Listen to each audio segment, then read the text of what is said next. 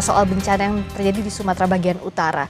Tadi kan sebenarnya sudah ada early warning system, sudah ada peringatan dini, aksi dini dilakukan, tapi pada praktiknya tidak terjadi. Nah, Pak Dodi melihatnya apa yang jadi hambatannya? Apakah birokrasinya kah?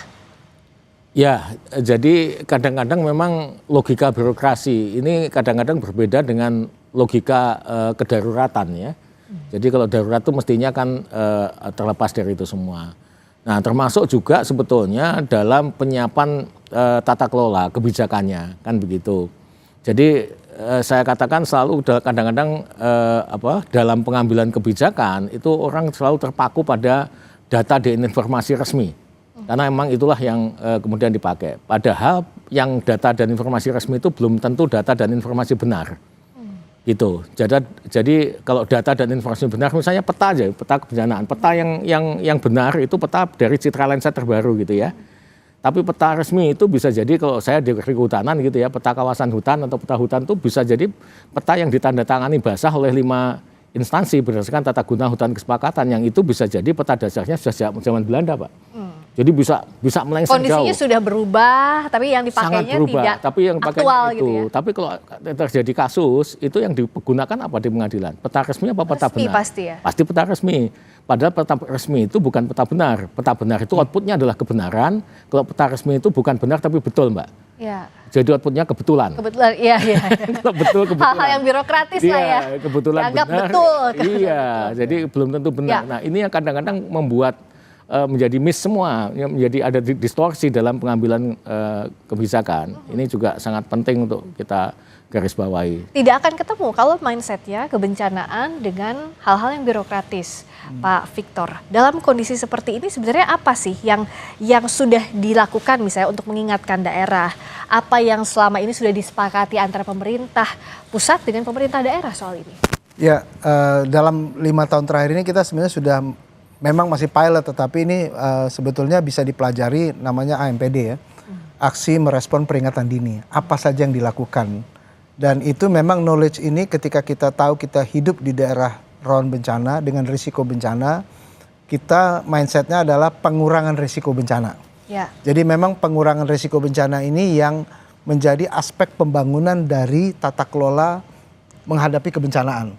Kalau kita hanya berpikir bahwa bencana itu direspon saja, kita akan kehilangan. Tapi kebencanaan itu justru itu makanya Undang-Undang Nomor 24 itu dibuat dengan sebuah filosofi yang berbeda. Filosofinya adalah pengurangan risiko bencana. Ya. Makanya ada BNPB, Badan Nasional Penanggulangan Bencana. Dulunya masih Bakornas. Bakornas sifatnya ad hoc dan sifatnya juga hanya respon. Nah, hal seperti inilah yang harusnya kita bersama-sama belajar, turun ke bawah, ada BPBD provinsi, ada BPBD kabupaten kota, di mana tugas dan fungsi BPBD kabupaten kota yang dalam undang-undang itu sebetulnya kepalanya itu adalah eselon 1, dalam hal ini Sekda. Sekarang namanya kepala BPBD itu adalah Kalak, kepala pelaksana. Artinya Sekda mampu melakukan orkestrasi, koordinasi dan kemudian segala yang diperlukan oleh daerah untuk melihat kebencanaan. Kebencanaan bukan hanya BPBD. Kebencanaan itu adalah dinas-dinas terkait. Artinya tidak bisa hanya BPBD yang melakukan kebencanaan. Betul, undang-undang mengatakan dalam tanggap darurat itu komando oleh BPBD. Dalam keadaan damai dalam tanda kutip itu koordinasi. Tetapi tugas-tugas pengelolaan kebencanaan, misalnya banjir itu kita tahu kita punya dinas PU. ya. Katakan dengan lembaga vertikalnya dengan Balai Besar Wilayah Sungai. Lalu kemudian dengan isu-isu tadi Pak Dodi mungkin kehutanan, ada dinas kehutanan yang akan bertanggung jawab.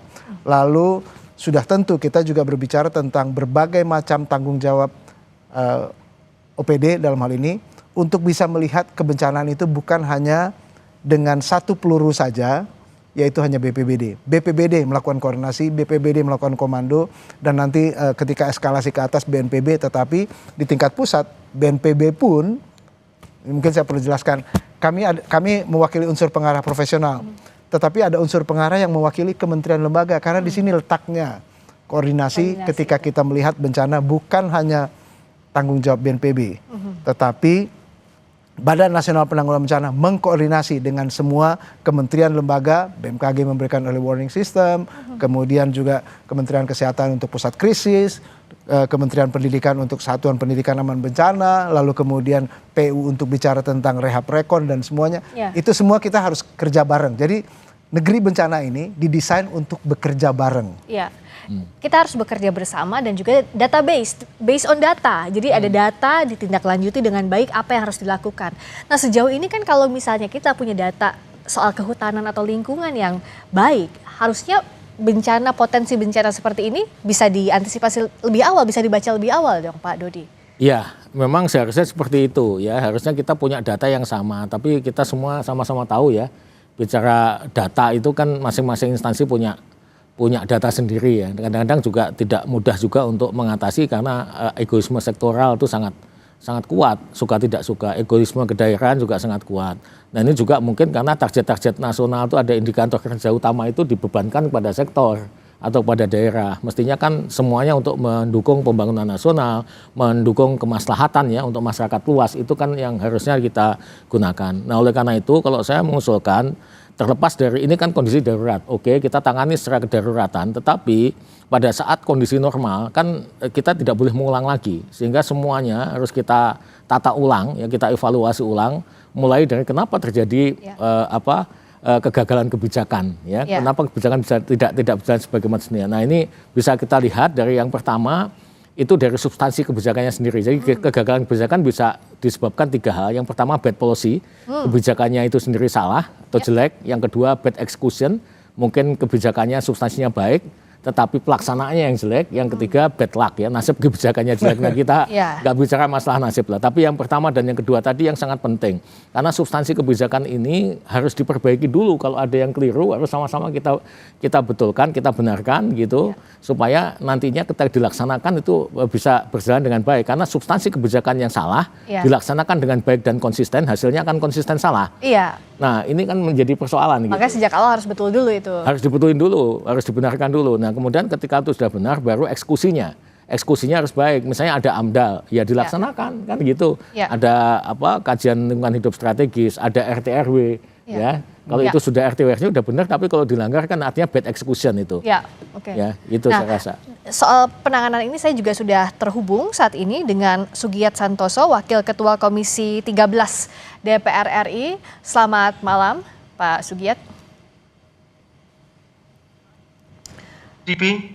Pak Sugiyat, selamat malam dengan Friska di sini di Kompas TV. Baik, selamat malam, Mbak. Terima kasih sudah bergabung Pak Sugiyat juga. Ini kan dapil Anda ya, Sumatera Utara 3. Dengan penanganan seperti ini bisa dijelaskan saat ini kondisinya seperti apa Pak?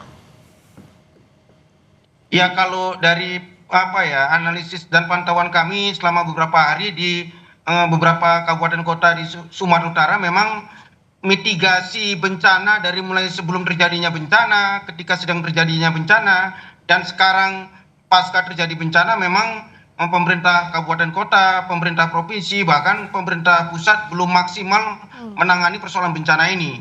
Ada beberapa daerah yang sampai sekarang itu, misalnya di Tapling Sibolga, akses jalan ke sana masih belum ada. Terus ada beberapa daerah, misalnya di Langkat kemarin saya langsung terjun, ada sekitar 11-15 kecamatan yang masih terendam banjir dan belum dilakukan proses penanganan apapun. Misalnya terkait dengan evakuasi korban. 5 hari atau 4 hari rumah mereka terendam banjir sampai ke atap, tapi tidak ada penanganan khusus bagaimana misalnya warga yang sudah tua, sudah jumpo itu bisa dibawa ke darat atau ke daerah yang lebih aman, terus ditindaklanjuti persoalan kebutuhan pangan mereka, persoalan kesehatan dan sebagainya. Saya pikir ini menjadi problem kita bersama lah, mengevaluasi bagaimana ke depannya terkait dengan mitigasi bencana baik sebelum, sedang maupun sesudah bencana itu bisa dilakukan oleh pemerintah daerah, kabupaten kota, provinsi dan pusat. Ya, ini tentu evaluasi pasti harus dilakukan pasca ini. Tapi untuk saat ini apa yang didorong oleh Pak Sugiyat dan juga kawan-kawan DPR untuk segera dibuka akses untuk warga, bantuan segera dilakukan, segera diberikan, pun evakuasi yang masih terhambat kondisi di sana juga bisa cepat dilakukan?